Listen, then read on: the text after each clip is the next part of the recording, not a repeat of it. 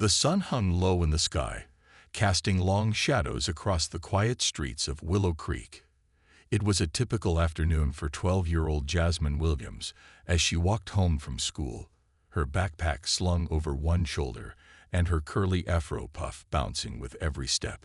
She had spent the earlier part of the day laughing and playing tag with her friends at recess, but now she was focused on getting back to her house before her favorite TV show started. Jasmine's neighborhood wasn't particularly busy that day. A few cars passed by, and an elderly man waved from his porch as she strolled past. But everything changed when a police car slowly rolled up beside her. The red and blue lights flashed, though there was no siren. Jasmine stopped walking, confused. She hadn't done anything wrong. She was just heading home like she did every day. Out stepped Officer Mark Thompson, a tall man with stern eyes and a frown etched onto his face. He had been patrolling the area after reports of recent vandalism near the park. To him, Jasmine looked suspicious. Her bright yellow hoodie caught his attention, and her unruly hair seemed out of place in his narrow view of what normal kids should look like. Without even asking her name, he began questioning her. "Where are you coming from?" he demanded, his voice sharp and cold. "School," Jasmine replied softly, clutching her backpack straps nervously. "I live 2 blocks away." Officer Thompson didn't believe her. His mind was clouded by stereotypes and assumptions he had carried for years.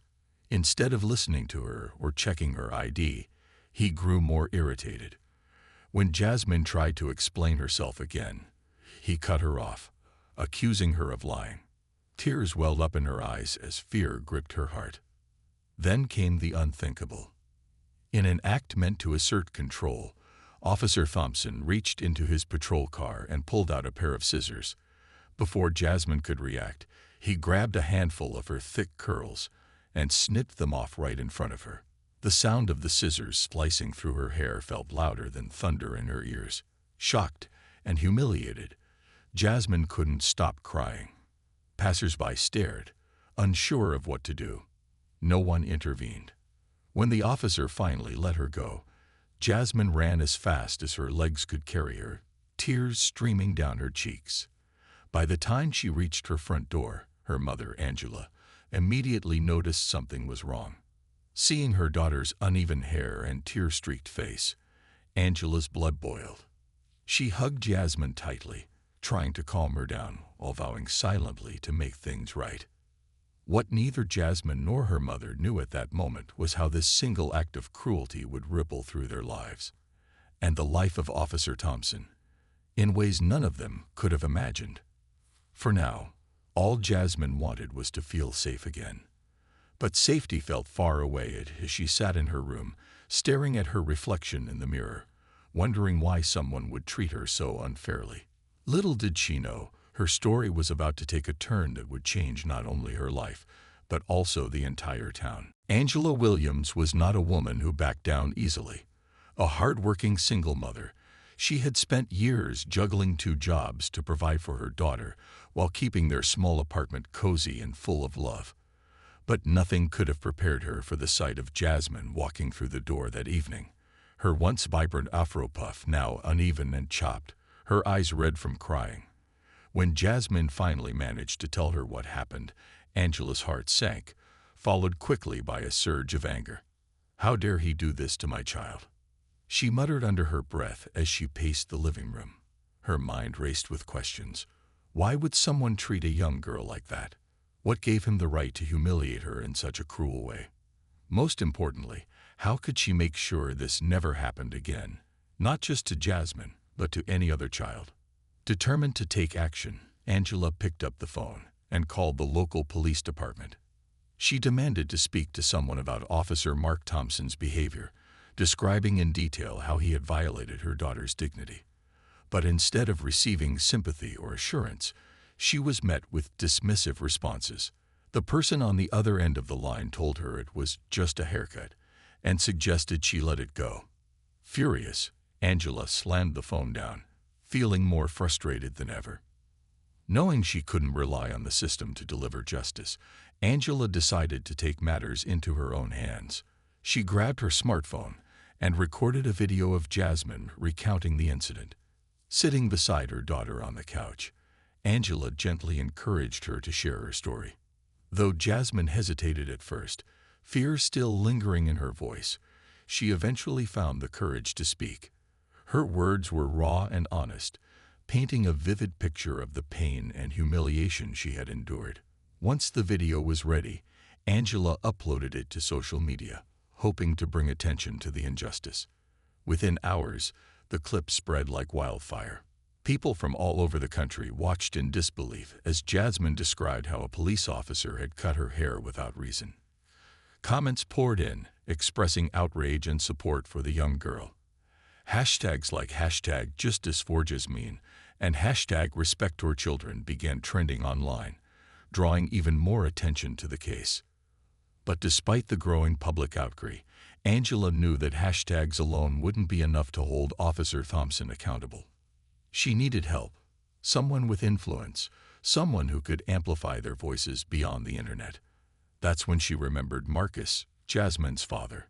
Though they hadn't been together for years, Angela knew Marcus had become a respected figure in civil rights circles after retiring from the military. If anyone could fight for their daughter, it was him. Picking up the phone again, Angela dialed Marcus's number.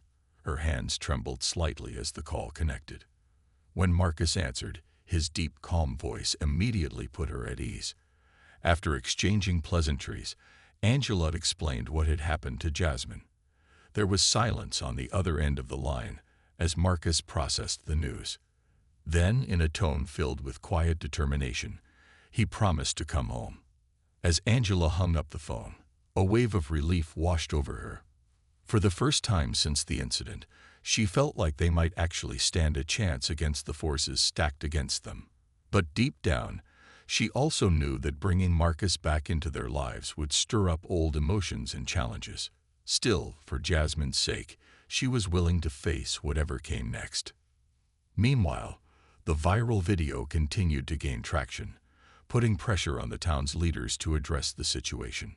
Local news stations picked up the story, airing interviews with residents who expressed mixed feelings about Officer Thompson's actions. Some defended him, claiming he was just doing his job, while others condemned his behavior as unacceptable. Amidst the chaos, one thing was clear. The spotlight was now firmly on Willow Creek, and no one could ignore what had happened to Jasmine. Little did anyone know, Marcus's arrival would change everything.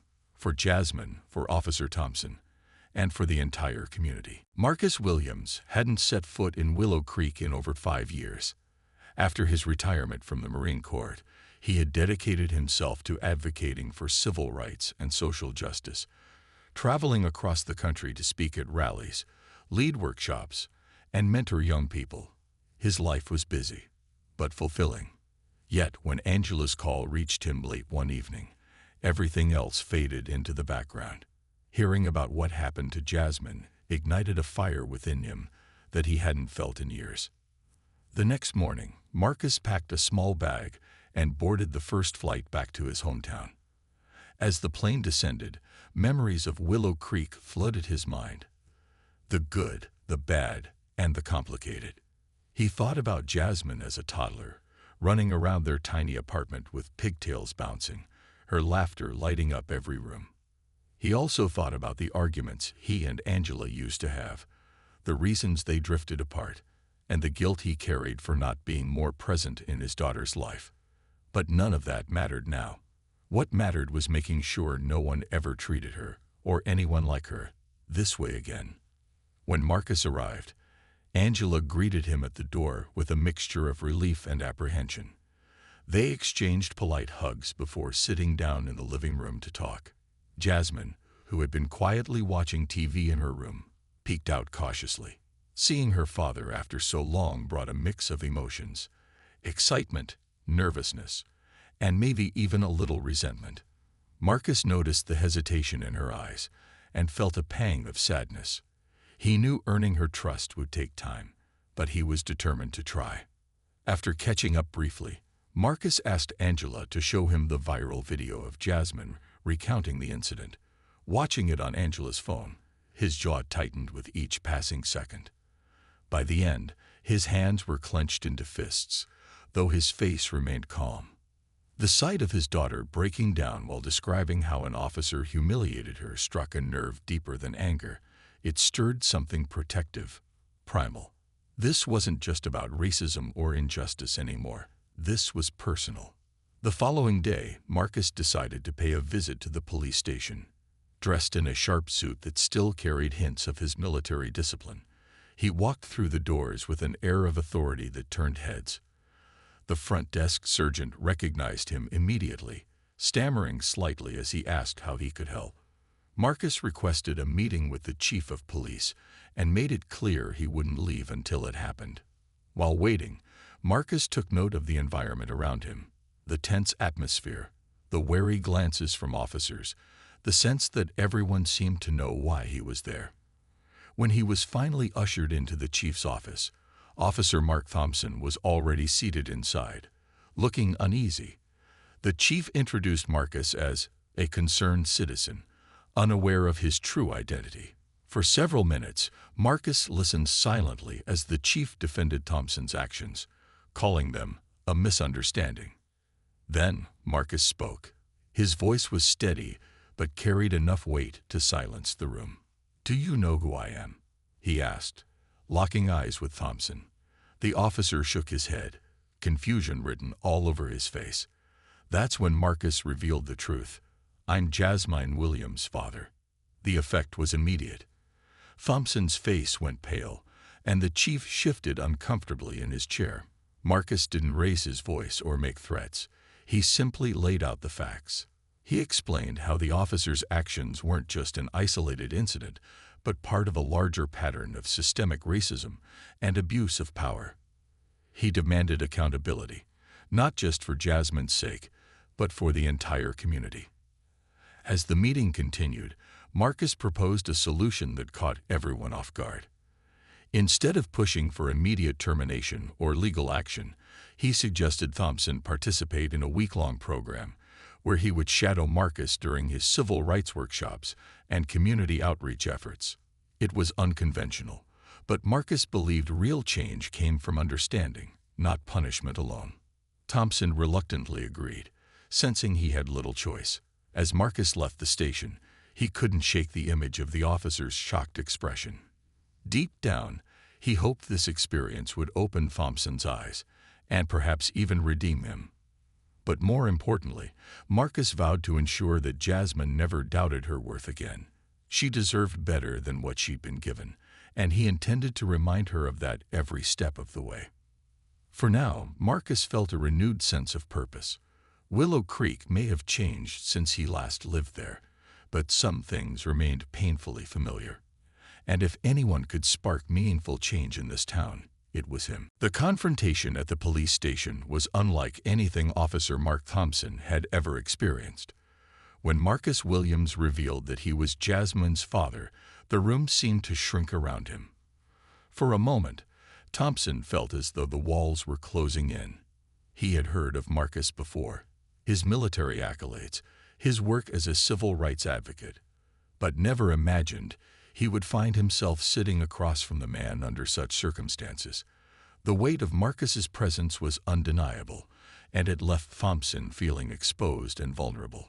Chief Harris tried to mediate the situation, offering weak excuses about protocol and misunderstandings, but Marcus wasn't interested in empty apologies or justifications. His tone remained calm, yet firm, as he laid out exactly what needed to happen next. "This isn't just about my daughter," Marcus said, leaning forward slightly in his chair. "It's about how people like you treat others who look like her. If we don't address this now, nothing will change."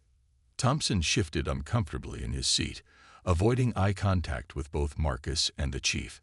He wanted to defend himself, to explain that he hadn't intended to humiliate Jasmine. He was only following procedure, but the words caught in his throat. How could he justify cutting a child's hair? Even in his own mind, the act sounded monstrous. Still, pride kept him from fully admitting fault. Instead, he mumbled something about doing his job and maintaining order. Marcus didn't respond right away. He studied Thompson carefully, noting the flicker of regret in his eyes beneath the layers of defensiveness. It was subtle, but it was there, and Marcus decided to seize the opportunity. "You have a choice," Marcus continued, his voice steady and measured. "You can either learn from this and grow, or you can dig your heels in and let this define you. But if you choose the latter, I promise you'll regret it." With those words hanging heavy in the air, Marcus proposed his plan. Thompson would spend 1 week shadowing him during his civil rights workshops and community outreach programs. These events were designed to educate people on issues like racial bias, systemic inequality, and empathy. At first, Thompson balked at the idea, arguing that he didn't need sensitivity training. But when Chief Harris gave him a pointed look, reminding him of the growing public pressure, Thompson reluctantly agreed. The very next day, Thompson found himself trailing behind Marcus as they visited a local high school. The auditorium buzzed with energy as students filed in, curious to hear from the retired Marine turned activist. Marcus took the stage with an ease that commanded respect. He introduced himself and then launched into a powerful presentation filled with stories of resilience and courage. He spoke about young people who had faced discrimination but refused to be silenced, using their voices to inspire change. As Thompson sat in the back row, arms crossed and expression guarded, he couldn't help but notice the reactions of the audience. Students nodded along, some even standing up to share their own experiences of prejudice. One girl recounted being followed in a store simply because of the color of her skin. Another boy talked about being profiled by police officers while walking home from practice. Their stories were raw and unfiltered, forcing Thompson to confront uncomfortable truths about the world he thought he understood. By the end of the session, Marcus invited questions from the crowd. A bold student raised her hand and asked, "What are you going to do about Officer Thompson? Are you gonna make him apologize?" The question drew murmurs of agreement from the audience. All eyes turned to Thompson, who squirmed in his seat. Marcus stepped in smoothly, addressing the girl without putting Thompson on the spot. "Change starts with understanding," he replied. "And sometimes, understanding takes time. But rest assured, steps are being taken to ensure accountability."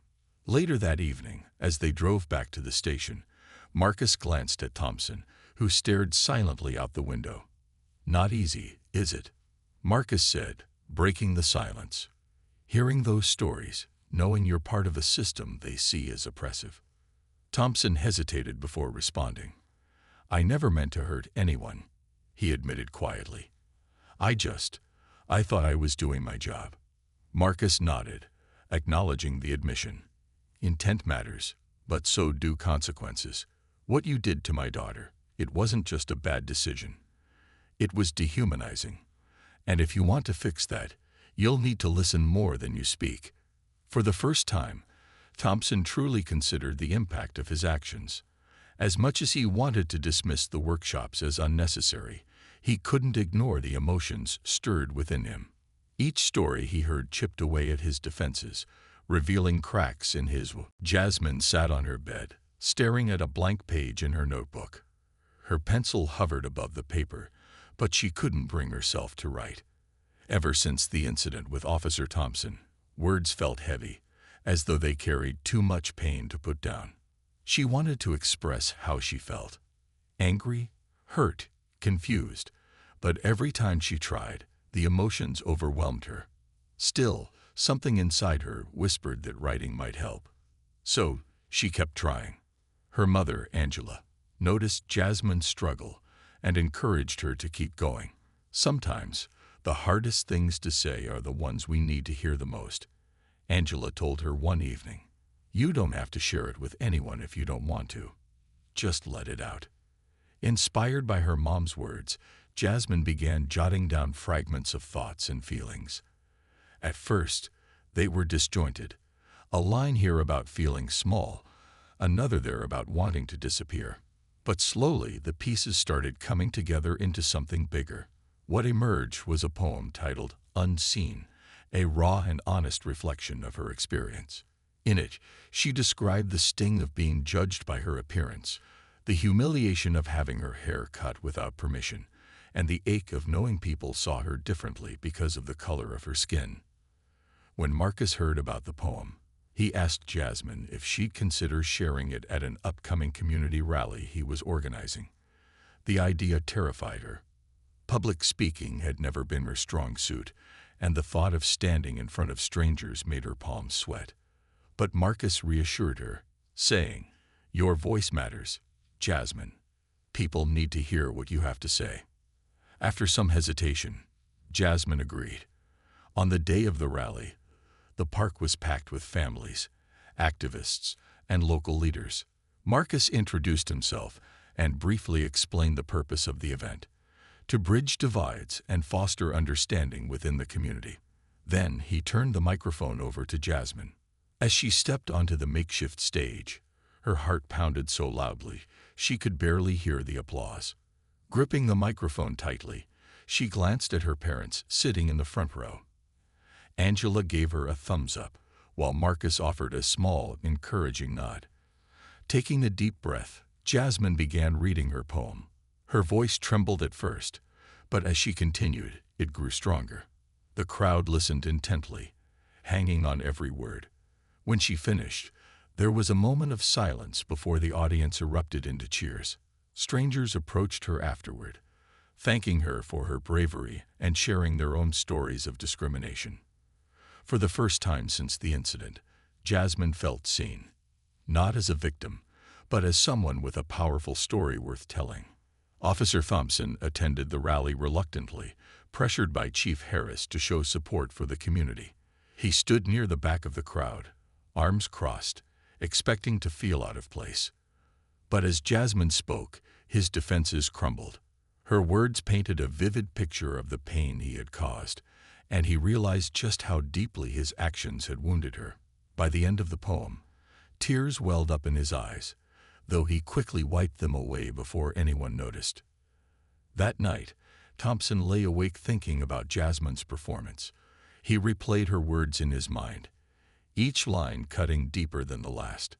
For the first time, he saw her not as a faceless kid on the street, but as a real person with dreams, fears, and a voice that demanded to be heard. It hit him then. The harm he had done wasn't just physical, it was emotional, lasting, and far-reaching. The next morning, during another workshop led by Marcus, Thompson found himself opening up more than he ever expected. The session focused on empathy, challenging participants to imagine life from someone else's perspective. When it was his turn to speak, Thompson hesitated before admitting aloud, "I didn't realize how much I was hurting people. I thought I was protecting them, keeping order. But now, I see I was wrong." His admission surprised even himself. It wasn't easy to admit fault, especially in front of others, but it felt like a weight lifting off his shoulders. Marcus nodded approvingly, acknowledging the courage it took to speak honestly. "Awareness is the first step toward change," he said. "Now comes the hard part, making sure it sticks." By the end of the week, Thompson's transformation was undeniable. Though he still had much to learn, he no longer saw the workshops as punishment. Instead, they became opportunities to grow, to understand the humanity of those he served. And for Jasmine, sharing her poem marked the beginning of healing. With her father's guidance, her mother's love, and her own resilience, she discovered that her voice had power. Together, they proved that even in the face of injustice, hope and understanding could prevail. The week of workshops came to an end, but its impact lingered in the air like the final notes of a powerful song.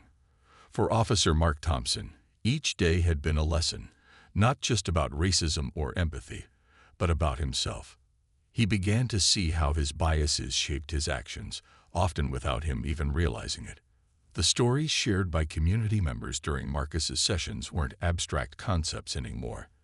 They were real lives affected by decisions like his own. By Friday evening, Thompson felt a mix of exhaustion and clarity, as though he'd walked through fire and emerged on the other side. On Saturday morning, Chief Harris called Thompson into his office. Sitting across from him was Marcus Williams, dressed in a crisp shirt and tie, exuding calm authority. "Today's the day," Marcus said simply, looking directly at Thompson. It was time for the officer to publicly apologize, not just to Jasmine and her family, but to the entire community. Thompson swallowed hard. Public apologies weren't part of police culture, where admitting fault was often seen as weakness. But this wasn't about pride anymore. This was about accountability. Nodding slowly, Thompson agreed. Later that afternoon, the town gathered in Willow Creek Park for another community event. Families spread out picnic blankets under the shade of towering oak trees while children played nearby. A small stage had been set up, decorated with colorful banners reading "Unity through Understanding." When Marcus took the microphone to introduce the program, the chatter died down, and all eyes turned toward him. "This week has been about growth. For individuals, for our police force, and for our community," Marcus began, his voice steady and resonant. "It's about acknowledging mistakes, learning from them, and moving forward together. Today, we take one step closer to healing." He then invited Officer Thompson to join him on stage. As Thompson stepped forward, the crowd grew silent, some watching with skepticism, others with curiosity. Clutching a folded piece of paper, Thompson stood behind the microphone, his hands trembling slightly. He cleared his throat before speaking. "I want to start by saying I'm sorry," he began, his voice cracking under the weight of emotion. "What I did to Jasmine, it was wrong. I let my assumptions cloud my judgment, and I hurt someone who didn't deserve it. That's not what being a police officer is supposed to mean. It's not what I signed up for." He paused, glancing over at Jasmine, who sat beside her parents near the front row. Her expression remained neutral, unreadable. Taking a deep breath, Thompson continued, "I can't undo what happened, but I promise to do better, to listen more, to judge less, and to treat everyone with the respect they deserve. To Jasmine and her family, I hope you'll accept my apology. And to this community, I vow to be part of the change we need." When he finished, there was a moment of silence. Then, applause rippled through the crowd, starting softly and growing louder. Some people cheered, while others simply nodded in approval. Jasmine watched quietly, her heart racing. She didn't know if she could fully forgive him yet, but she appreciated the effort. Turning to her mother and father, she whispered, "Do you think he means it?" Marcus placed a reassuring hand on her shoulder.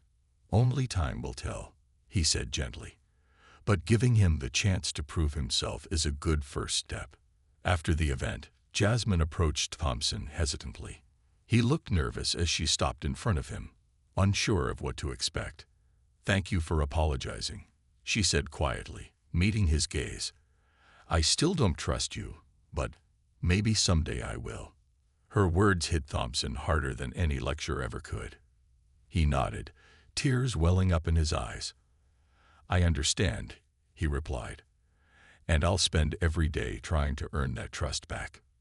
In the weeks that followed, Jasmine threw herself into mentoring younger kids in her neighborhood. Inspired by her father's work, she started a small group where children could share their feelings and learn how to stand up against injustice. Meanwhile, Thompson requested a transfer to the Youth Outreach Division within the police department. Though skeptical at first, his colleagues noticed a shift in his demeanor. He listened more, smiled more, and genuinely sought to connect with the community. For Willow Creek, the journey toward unity was far from over. But thanks to Jasmine's courage, Marcus's leadership, and Thompson's willingness to change, the town took a meaningful step forward. Slowly but surely, wounds began to heal, proving that even the deepest divides could be bridged with honesty, humility, and hope. Months passed, and Willow Creek began to feel different. The air seemed lighter, the tension that once hung over the town slowly dissipating like morning fog under the sun. Change wasn't immediate or perfect. It never was, but it was happening. Officer Mark Thompson, once a symbol of division, became an unexpected advocate for progress. His transfer to the Youth Outreach Division gave him a fresh start, allowing him to rebuild trust in ways he never thought possible. Every Saturday morning, Thompson volunteered at a local community center, teaching self-defense classes to teenagers. At first, the kids were wary of him, their skepticism evident in the way they avoided eye contact or whispered among themselves.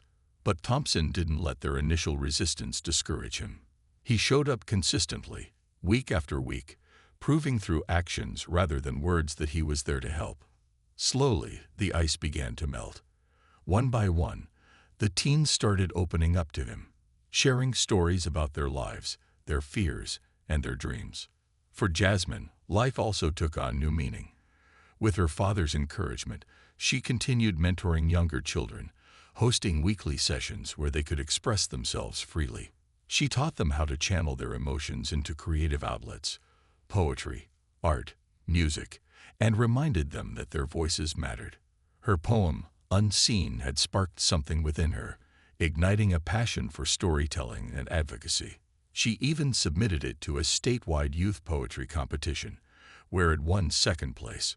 Standing on stage to accept her award, Jasmine felt a sense of pride she hadn't known before, an affirmation that her pain could transform into power. Meanwhile, Marcus Williams remained a guiding force in the community. His workshops expanded beyond Willow Creek, drawing attention from neighboring towns eager to learn from his approach to fostering understanding. Yet despite his growing influence, Marcus always made time for his daughter. Their bond deepened as they worked side by side, organizing events and speaking at rallies. For the first time in years, Jasmine felt truly connected to her father, seeing him not just as a distant figure, but as someone who genuinely cared about her happiness and growth. Angela, too, found fulfillment in this new chapter of their lives.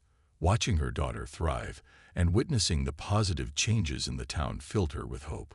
She joined a local committee focused on improving relations between residents and law enforcement, collaborating with officers like Thompson to create programs aimed at preventing similar incidents in the future.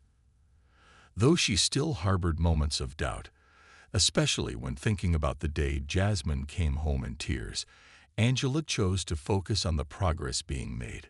As autumn leaves painted the streets in shades of gold and crimson, Willow Creek hosted its annual Harvest Festival, a celebration of unity and resilience. The event brought together people from all walks of life, families, teachers, business owners, and police officers. Booths lined the park, offering crafts, games, and food, while live music filled the air with laughter and joy. It was here that Jasmine crossed paths with Officer Thompson again. This time, their encounter felt different. "Hey, Jasmine," Thompson said, smiling warmly as he approached her. "I heard you won an award for your poem. Congratulations." Jasmine nodded, returning his smile tentatively. "Thanks," she replied. After a brief pause, she added, "I've seen some of the stuff you've been doing with the kids at the center. They'd really like you."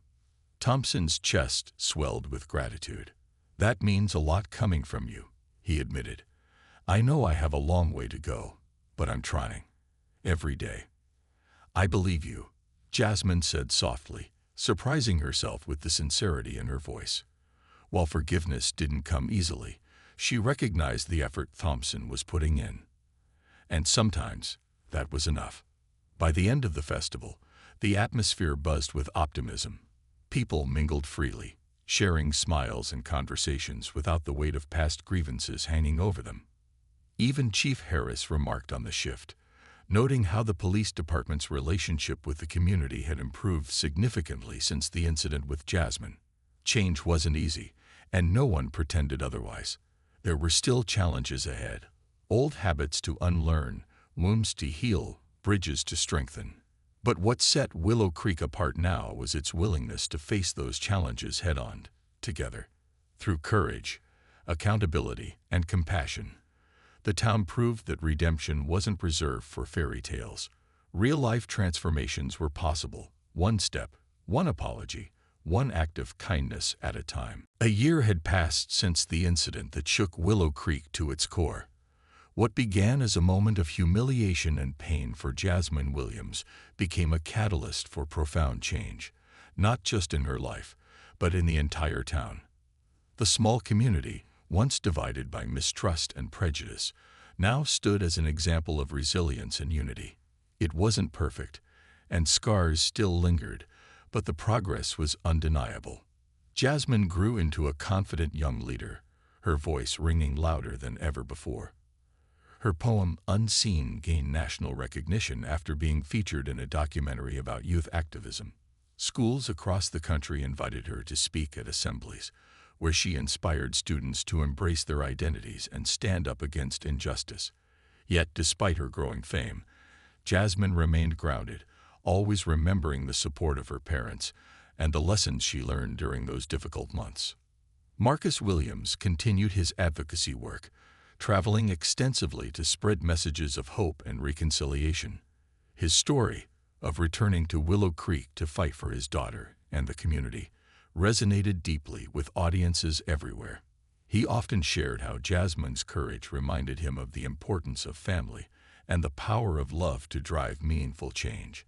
Though he missed spending more time at home, he cherished every moment he could dedicate to mentoring young people like his daughter. Officer Mark Thompson, meanwhile, completed his transition from enforcer to ally. His efforts in the Youth Outreach Division earned him respect among residents who once viewed him with suspicion. Kids affectionately called him Coach T, looking forward to his Saturday self-defense classes and the heartfelt talks that followed. One afternoon, while playing basketball with a group of teens, he overheard one of them say, "He's not so bad, you know. Kinda cool, actually." Those simple words meant the world to Thompson, reinforcing his belief that redemption was possible if you worked hard enough for it. Angela Williams found new purpose as well. She became a key figure in the local committee working to improve police-community relations, helping design programs that fostered mutual understanding. Her partnership with officers like Thompson showed others that collaboration, however unlikely, could lead to lasting solutions. On quiet evenings at home, she reflected on how far they'd all come, marveling at the strength her family and Willow Creek itself had shown. The town celebrated its transformation with an annual Unity Day event, replacing the old Harvest Festival. Streets were lined with colorful banners reading "Together We Rise," and stages hosted performances by local artists, activists, and students. During one particularly moving speech, Marcus addressed the crowd, saying, "This isn't just our story, it's everyone's story. Pain can either divide us or unite us. The choice is ours to make." As fireworks lit up the night sky, Jasmine stood beside her parents, watching the celebration unfold. She glanced at Officer Thompson, who stood nearby chatting with some kids, and felt a sense of peace wash over her. Forgiveness didn't erase the past, but it opened doors to a brighter future, a lesson she carried with her always. In the end, Willow Creek proved that even the deepest wounds could heal when met with honesty, empathy, and determination. For Jasmine, Marcus, Angela, and even Thompson, the journey was far from easy. But together, they built something extraordinary, a community rooted in understanding, where no one would ever feel unseen again. And as the stars twinkled above, Jasmine smiled, knowing her story wasn't just about survival, it was about triumph.